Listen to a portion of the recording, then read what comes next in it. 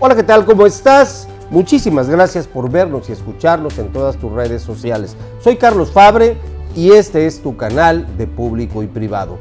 Hoy con una entrevista que realmente amerita la reflexión, si es que no se te ha olvidado reflexionar.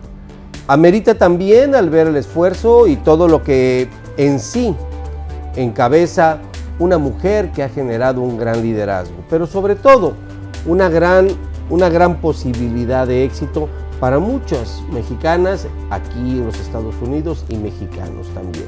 Tengo el gusto y el honor, en verdad, de contar hoy aquí en el estudio con la doctora Elvis Cuevas. Elvis, muchísimas gracias por estar en Público y Privado. Un placer, muchísimas gracias por la invitación. Doctora, usted es oaxaqueña, mexicana, a mucho orgullo, según lo que usted me dice. Sí. Es química farmacobióloga, egresada por la Benemérita Universidad Autónoma de Puebla. Tiene estudios de posgrados como en neurobiología por la Universidad Autónoma de México y otros posgrados más, postdoctorados, precisamente por la FDA. Ahorita me va a explicar qué significa todo eso, ¿verdad? Pero la verdad, una mujer que ha dedicado ¿cuántos años de su vida al estudio? Sí, como 30 por lo menos. De ser estudiante como tal, como 30, creo. ¿Eso en porcentaje en la vida que usted tiene, en la edad que usted tiene, representa qué porcentaje? Pues sí, tengo 45, 30 años, es decir, más del 70% de su vida sí. Se ha dedicado solo a estudiar y prepararse. Sí. Sí. Y eso es como una educación reglada, por decirlo así, donde te dan un certificado y no sé, pero la educación continúa, ¿eh? Hasta el día de hoy yo sigo preparándome porque la ciencia todos los días cambia, todos los días avanza, todos los días hay nuevos retos, todos los días hay nuevas cosas que aprender. Entonces, hacer ciencia implica hasta ser estudiante de por vida. Y creo que tener esta ventaja de entenderlo desde muy joven, de que tenía que estar siempre preparándome, pues me ha ayudado a llegar hasta donde estoy. Hasta donde ha llegado. Quiero decirle que hoy yo estoy obligado a preguntar y usted está obligada a contestar. Lo que usted decida. ¿Le parece bien, doctora? Me parece. Bueno, pues vamos a entrar un poco en materia y trataré de dividir esta entrevista en dos tópicos. Una, sin duda, hablar del Alzheimer, que es un tema muy actual, es un tema muy recurrente en la vida principalmente de gentes adultas, pero también tiene un tema vigente en las gentes jóvenes que ahorita nos va a platicar ella, y hablaremos también de la vida de la doctora Elvis Cuevas. Vamos a empezar. Okay. Vamos a empezar por partes, dijera el destripador, ¿verdad? Okay. Bien, ¿cómo surge este encuentro con el Alzheimer y por qué surge esta pasión, dedicar su vida, más del 70% de su vida, a su estudio? Yo empecé estudiando un área en la salud desde muy joven, gracias a la influencia que tuve sobre mis hermanos, ¿no? Un hermano mío es médico y otra hermana mía es odontóloga, y una más chica también que siguió nuestros pasos es bióloga. Entonces, estar en el área de la salud para mí fue muy evidente, por decirlo así, por la influencia que tenía tan directa de la familia. Pero también yo tenía muchas preguntas acerca de cómo funciona el cerebro, y sobre todo porque tengo una hermana que es epiléptica. Y al vivir en Oaxaca, en un pueblo tan pequeño, las preguntas se vuelven todavía más complejas porque no tienes ese acceso a una educación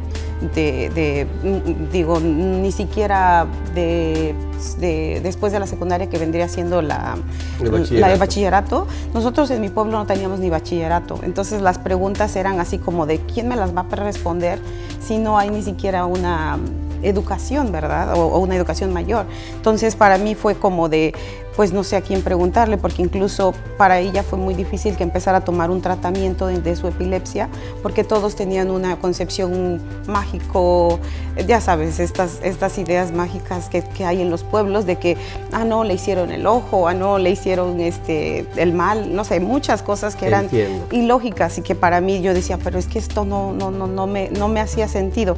Entonces, cuando yo empiezo a estudiar químico farmacobiólogo, al final de mi carrera tuve la fortuna de hacer mi tesis y mi servicio social en el laboratorio de neurofarmacología. y neuro me interesaba, como te decía, por esto, ¿no? Y también después, más tarde, me di cuenta que también mi duda hacia el Alzheimer es porque probablemente mi abuela materna murió de Alzheimer, pero no fue diagnosticada, porque te digo, vivimos en un pueblo tan pequeño que no hay esa posibilidad de que se dé un diagnóstico, ¿no? ¿No es una enfermedad nueva? No, por supuesto, para nada. No había sido diagnosticada como tal. Y más en comunidades remotas como México, ¿verdad? Como México y en Oaxaca, ¿no? Que somos de las comunidades más pobres y las más alejadas de una ciudad, por decirlo así, donde tienes mayor acceso a la salud, ¿no? ¿Se ocupaba este término de que está loca, no? No, por ejemplo, o está ya por viejita. O está loco, ¿no? O está loco, o por viejita ya tiene demencia, ¿no? Ya tiene demencia. Sí, ya se le olvidan las cosas porque está muy viejita. Cuando la vejez no es sinónimo de demencia, ¿no? O sea, es muy diferente una vejez normal, por decirlo así, sí, normal, digámoslo, a una vejez con una patología, ¿no? Que obviamente la vejez o la edad es un factor de riesgo principal para padecer el Alzheimer. ¿Qué quiere decir? Que después de los 65 años, las personas desarrollamos o tenemos mayores probabilidades de desarrollar el Alzheimer. Tiene que ver con el cerebro. ¿El cerebro se cansa? ¿El cerebro? ¿Qué es el cerebro y por qué produce este tipo de enfermedades? Claro, el cerebro, bueno, es este órgano que está dentro de la cabeza. ¿Es un órgano? Que está súper protegido, que está súper desarrollado y que se dice que es como el maestro de todos los demás órganos porque es el que dirige la orquesta, ¿no? O sea, para que yo esté pensando, hablando y moviendo, el cerebro es el que está haciendo todas estas conexiones químicas, físicas, que hacen que yo hable, piense y mueva manos. Y articule. Y articule y que no se me olvide y que sea un poco coherente al hablar, quizás por el nervio de la cámara me dé un poco, no esté articulando de la mejor manera, pero sí el cerebro es el que ejecuta esas funciones, bueno, el que dirige esas funciones. Sí. Entonces, es un órgano altamente desarrollado, altamente cuidado por lo mismo, ¿no? Curiosamente no tenemos al revés, ¿no? En los pies no tenemos el cerebro, por decirlo así, ¿no? Pero sí tenemos obviamente conexiones nerviosas que hacen que nuestro cuerpo se mueva. La comunicación llega a todas partes. Exactamente. Si no lo cuidamos, si abusamos de él, y aquí ya vamos a empezar a lo mejor muy técnicos, pero si consumimos demasiada glucosa, si consumimos demasiado alcohol, si consumimos demasiado tabaco, si estamos estresados constantemente, eso va a hacer que nuestro cerebro con el paso del tiempo se vuelva más, como tú dijiste, ¿no? Se vuelva más sensible y se vuelva más ¿cómo se dice? Como que se facilite el daño, ¿no? Entonces, se enferme el cerebro. Entonces, obviamente la enfermedad de Alzheimer por lo menos es multifactorial, ¿no? No tiene nada más que ver una cosa, no tiene nada más que ver una cosa y no. Se ha visto que hay muchísimos factores de riesgo que se van acumulando durante el transcurso de la vida. ¿Se sabe a ciencia cierta qué es lo que ocasiona el Alzheimer, aparte del azúcar, aparte del estrés, aparte del alcohol? O sea, ¿se sabe así? Porque yo conozco mucha gente que fuma, que toma y que esto, pero no tiene nada. Claro. Y es porque es factores de riesgo, vuelvo a decir, ¿no? Un factor de riesgo, ¿qué quiere decir? Que podría ser que eso detone o haga que desarrolle la patología, pero no es directamente proporcional. ¿Qué quiere decir? Que si tú fumas o tomas, probablemente tienes un 5 o 10% más de probabilidad, pero no es 100%. Entonces, ahora, lo que tú no quieres es sumar 5 de aquí, 5 de acá y que te llegue al 100, ¿verdad? Claro, sino que vas a tener que ir modulando y cuidando todos estos ¿Qué origina el Alzheimer? Lo que sabemos en términos del Alzheimer, hay dos tipos de Alzheimer. El Alzheimer que es de tipo familiar y ese sí tiene que ver con una cuestión genética y es de herencia. Ahí sí no hay nada que hacer. Y el de tipo esporádico, que ahí sí tenemos mucho que hacer. ¿Y qué tenemos que hacer? Desde prevención, ¿no? De cuidar nuestra alimentación, hacer ejercicio, no fumar tanto. Fumar a lo mejor sí, porque a lo mejor te gusta y porque a lo mejor te da un poco de relajación, reduces tu ansiedad, lo que sea, pero tiene que ser muy controlado, nunca llegar a los niveles de donde te pierdes y ya no sabes, ¿no? Claro. Entonces, hay muchas cuestiones que ahora se están observando que hay que saber modular para no, para no darle ese factor de riesgo extra a nuestro cuerpo y a nuestro cerebro para que pueda desarrollar esa patología. La edad mencionaste, mayor de 65 años, pero ha habido casos de jóvenes que padecen la enfermedad. Si son jóvenes, son entre 45, menores de 65, que sería 45 los más jóvenes y a veces incluso un poco antes, y esas son las patologías que te decía que tienen que ver con la familiar.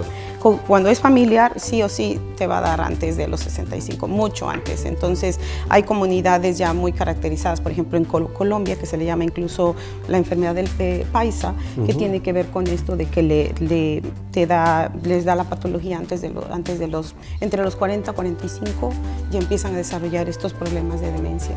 Muchas veces a nosotros se nos olvidan las cosas, sí. Y te das cuenta, cada día se me olvidan más las cosas. Todos somos obviamente sujetos a padecer esta enfermedad, pero es común que se te olviden las cosas, es normal que se te olviden las cosas.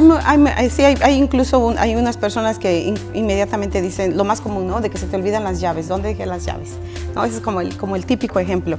Pero este olvido viene siendo a veces aunado porque estás seguramente en un proceso de mucho estrés, seguramente estás, siempre y cuando no sea que vaya avanzando, ¿verdad?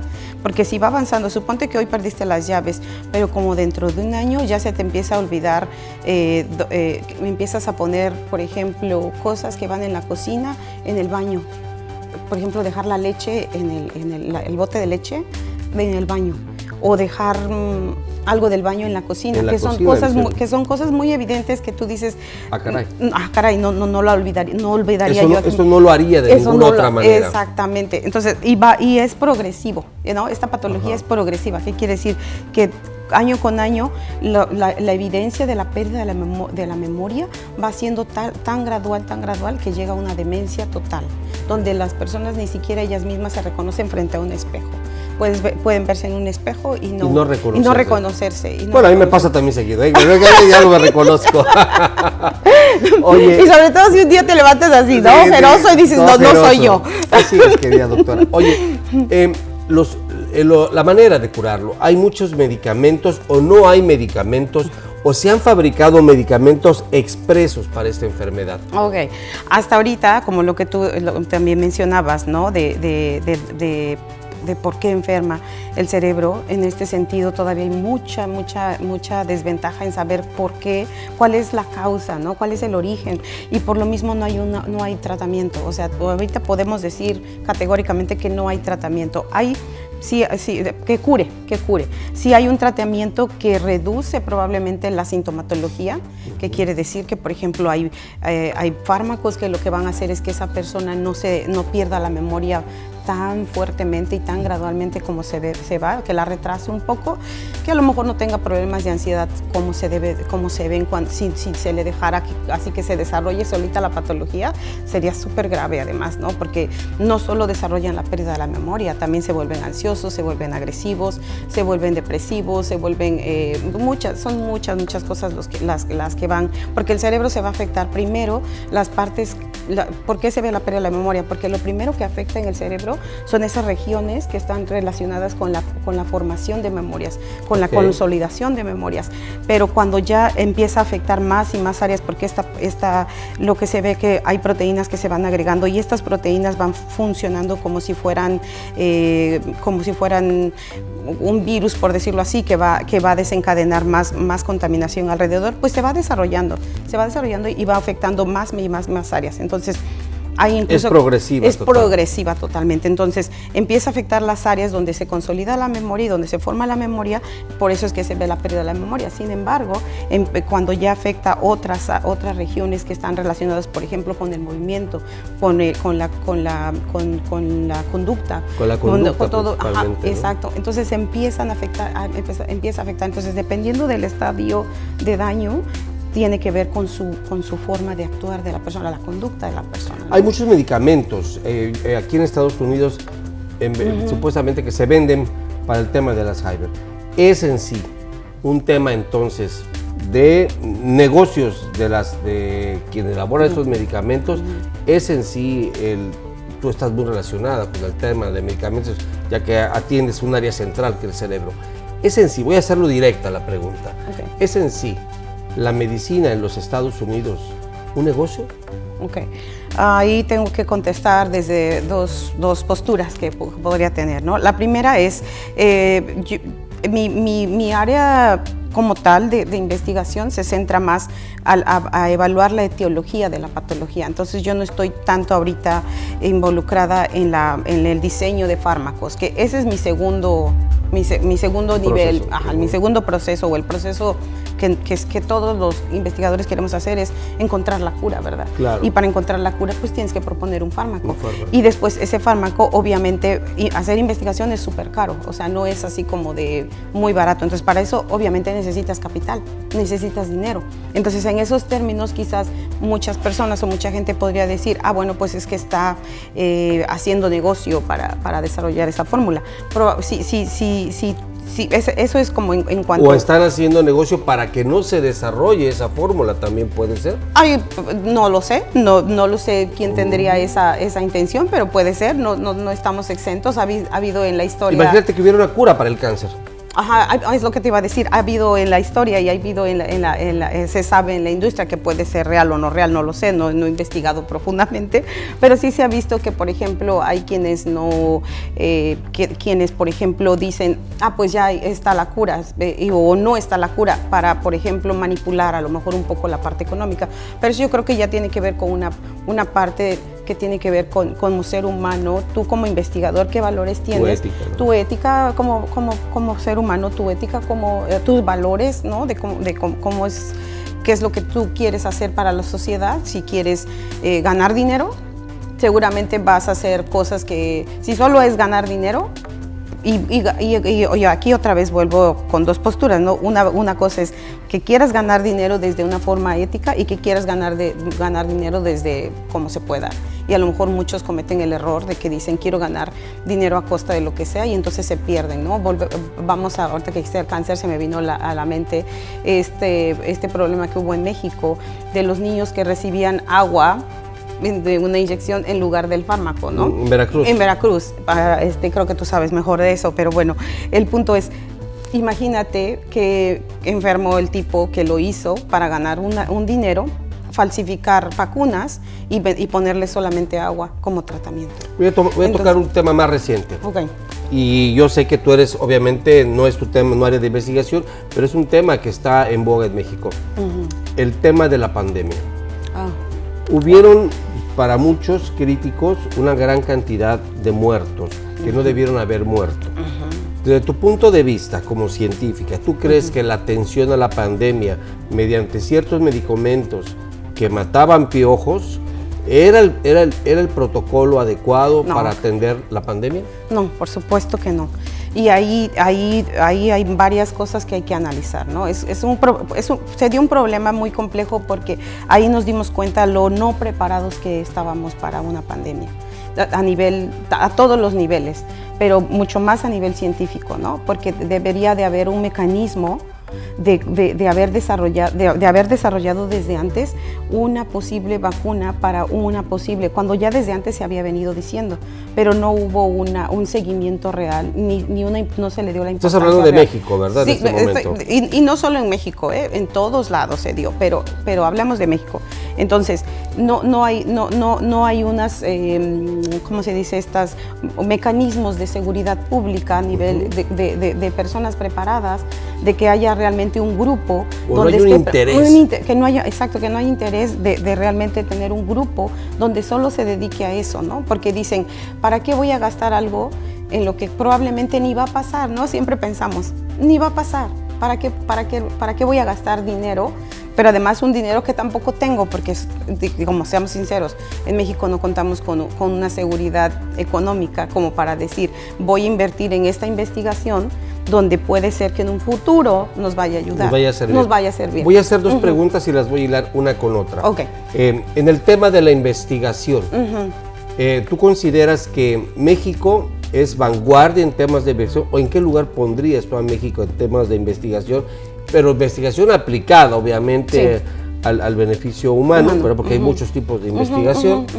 ¿Y por qué estás en Houston y no estás en México investigando? Qué duro eres, Carlos. Ok, bueno, estas sí son preguntas duras, ¿no? Porque justo estaba leyendo que la OCDE nos clasifica en el último número de investigadores per cápita. ¿Qué quiere decir? Que por cada 1000 trabajadores mexicanos hay un investigador, por cada 1000, mientras que los países con mayor seguridad social, hablemos, o con mayor riqueza, tienen hasta el 5% del PIB de dinero que dan, ¿no? Cuando nosotros nos dan el 0.5, y entonces estos que tienen el 5 o más del 5, o sea, 5 es como un promedio, pero hay más en algunos, esos que tienen esa inversión en la investigación, se ve reflejado en términos de economía y de seguridad social, porque hay hasta en esos países hay hasta 17 investigadores por cada 1000. Es decir, que nosotros tenemos 1 versus 17. Te voy a dar otro dato. ¿Sabías que la investigación genera más de 5 empleos? Ajá. Por línea de investigación? Sí. Es impresionante lo que genera de trabajo la investigación. Sí, por eso te digo que hay una relación directa entre hacer investigación y seguridad pública. Que el mecanismo para llegar de aquí a aquí es súper complejo, sí.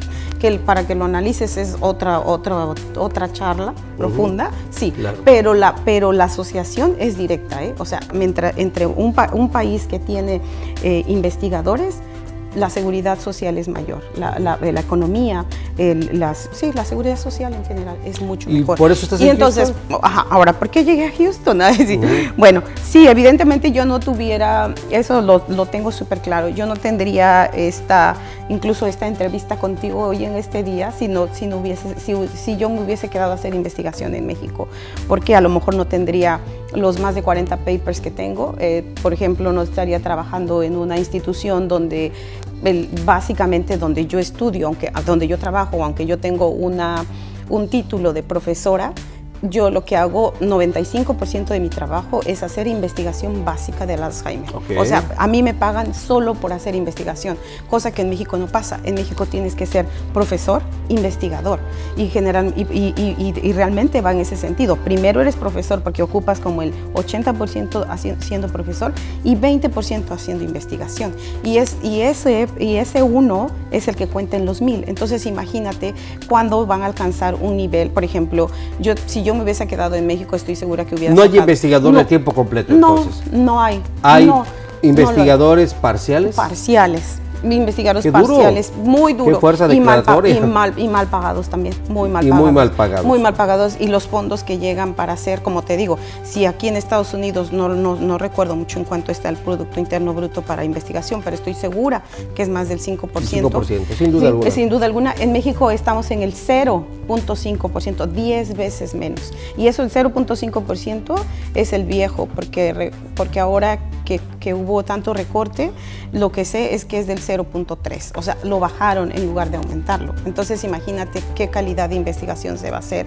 Si con 3 pesos no te alcanza para ir por tus tortillas, o sea, y el marido viene y quiere que le hagas un huevito, pues ¿a qué horas? O sea, tienes 3 pesos nada más, ¿no? Entonces es muy complicado. Doctora, voy a pasar a la etapa de la persona, porque hablar de ti no puedo preguntarte del esfuerzo, porque está representado con tus logros. Gracias. Contigo quisiera hablar de otros temas que sin duda nos llaman mucho la atención, porque yo quiero reconocer que la doctora Elvis Cuevas, en lo personal, a mí me representa con un gran orgullo, porque Gracias, es mexicana, Carlos. Y no solamente por eso, porque está en un área de investigación que muy pocas personas y aparte que lo hace de manera categóricamente excelente, ¿no?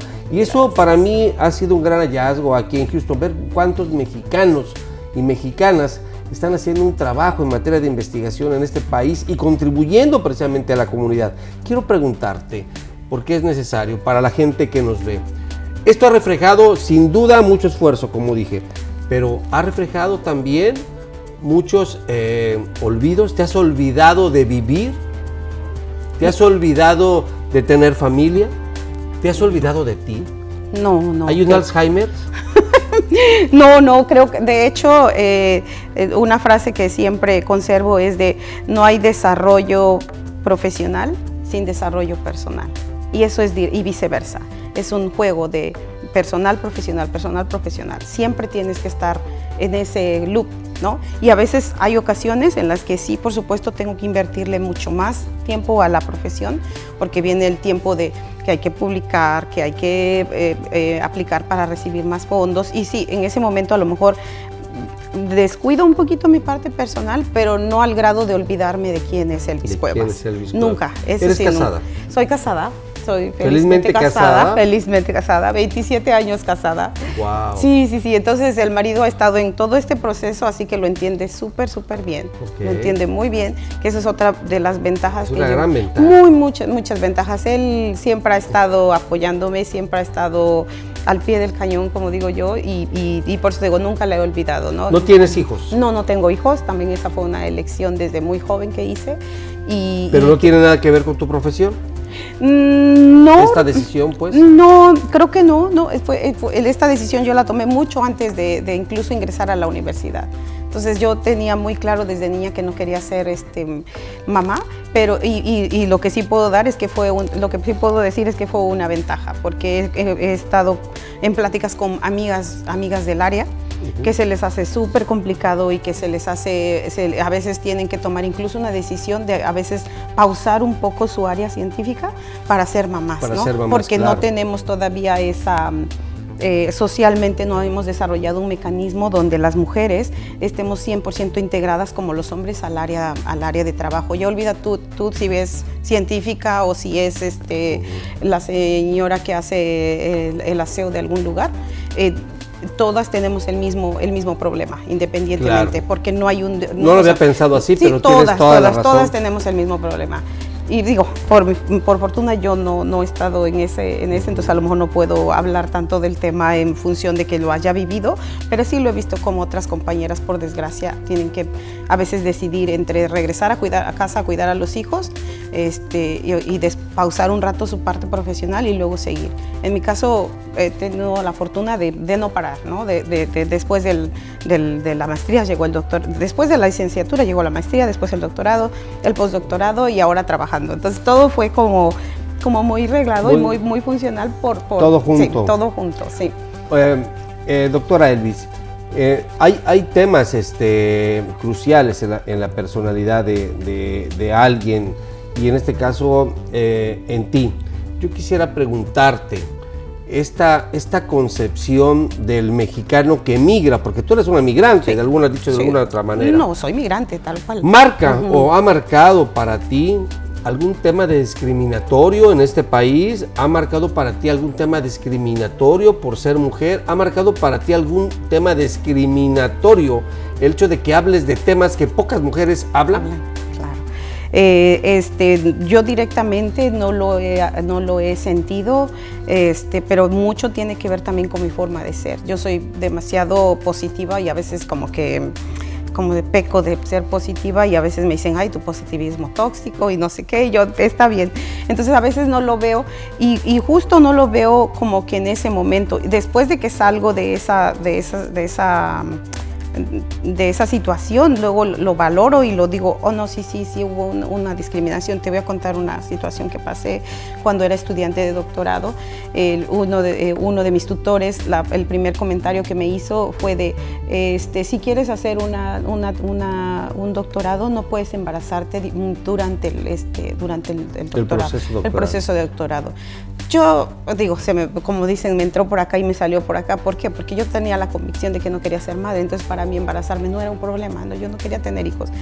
Pero aún así, no tenían por qué exacto, aún así, exactamente, pero ya después cuando yo empiezo a ver, cuando te digo que empiezo a platicar con las amigas de cómo ellas lo viven, porque ellas genuinamente querían ser madres y alguien les dijo que no podían, pues ellas se molestaban y les afectaba muchísimo que les dijeran eso. Y yo decía, pero ¿por qué les afecta? Pero ¿por qué? A mí no me afectaba porque yo nunca lo había visto desde ese punto, ¿sabes? Y es cuando yo veo que sí, mi positivismo es tóxico, ¿no? Porque en ese momento yo le hubiera dicho, a ver, momento, que yo no quiera tener hijos es porque yo lo decidí, claro, pero no porque tú me impones una idea por ser un hombre que que se beneficia del sistema, de que tú te puedes dar el lujo de sí tener tus hijos cuando quieras, porque tú no vas a venir con la panza 9 meses y luego, y luego a matar, luego a amamantar, y luego, o sea, todo el proceso que implica, ¿verdad? Sí. Y luego incluso en México y en muchos países, no solo México, tenemos esta idea todavía muy machista, ¿no? De que la mujer tiene que ser la que cuida al hijo, punto. Los hombres es de tú vete a trabajar, cumple con tu sueldo, cumple como proveedor. Como proveedor. Entonces, a mí esa parte yo no la vi hasta muchos años después, que yo dije, a ver, espera, a mí me dijeron eso, pero yo nunca vi como que hubiese sido una discriminación o una falta de incluso de respeto, ¿no? Y aquí también, por ejemplo, yo veo que cuidan muchísimo esas cosas, incluso cuando tú vas a contratar, cuando nosotros, que ahora que tengo la fortuna de contratar gente para mi grupo, te dicen, ¿qué preguntas no puedes hacer? Y una pregunta así que no puedes hacer, pero ni de broma, es preguntarle a la persona si es o no casada.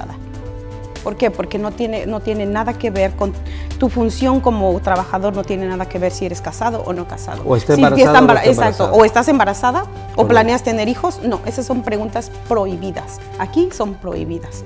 Mientras que en México a mí sí me las hicieron.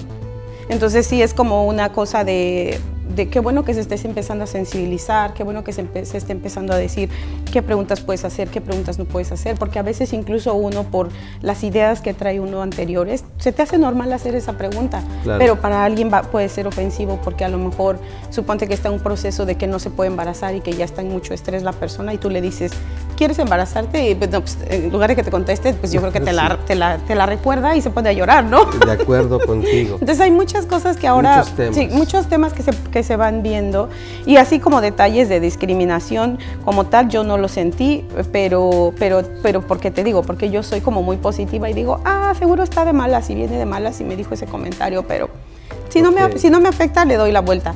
Ya si es algo que me afecta, yo en ese momento Paras el carro. Paro el carro, aclaro y ya, pero sí. Bueno, tu preparación, tu jerarquía te lo permite, pero hay mucha gente que no se lo permite. Claro. Y a eso va mi siguiente 2 preguntas. ¿Qué es lo que no se te debe olvidar cuando eres una mexicana que representa tantas esperanzas, representa tantas ilusiones para muchas gentes y estando en este papel que tú estás? Porque eres posibilidad para muchísima gente, mexicana o no mexicana. Tu contribución a este mundo es muy importante. ¿Qué es lo que no se te debe olvidar hablando de Alzheimer? Qué fuertes preguntas contigo, Carlos.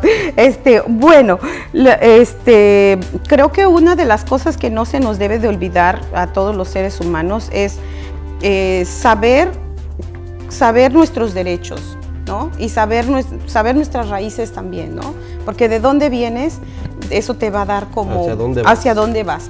Tener claro un objetivo hacia dónde vas, también eso te va a dar la seguridad.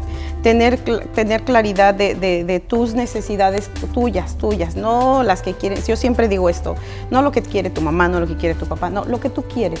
Porque eso te va a poner en una situación de realmente tú ser libre de decir y de pensar y de pedir lo que tú necesitas. Y eso es lo que yo diría, ¿no? Que tú seas libre, que eso nunca se te olvida, que eres libre de decidir, que eres libre de pensar. Y esa es como para mí la máxima libertad, ¿no? De que eres libre de pensar, porque el pensamiento va a generar una palabra y la palabra se va a transformar en un hecho, una realidad. Entonces eso es lo que debes de, creo. Qué poderoso. Sí. Bien, ya está, vamos a cerrar esta entrevista, vamos a jugar un pequeño ping-pong. Okay. Yo te voy a decir una palabra y tú me contestas con otra. ¿Te parece bien? Me parece. Obligada, Alzheimer. Alzheimer, ¿qué pienso? Regrésame con una palabra. Alzheimer, abuela. Abuela, ok. México. Corazón. Oaxaca. Mi amor. Doctorado. Una meta. Ok. Meta. Propósito de vida. Ok. Bueno, ayúdame a terminar esta frase que acostumbro en todas las entrevistas que realizo. Yo, la doctora Elvis Cuevas, quiero ser recordada como un ser humano que aportó a la sociedad para dejar algo mejor para dejarla mejor de como ella lo conoció. Quiero aportar al mundo algo mejor. Wow, de verdad para mí ha sido un gran honor el celebrar esta entrevista. Soy Carlos Fabre y nos vemos en la próxima. Gracias.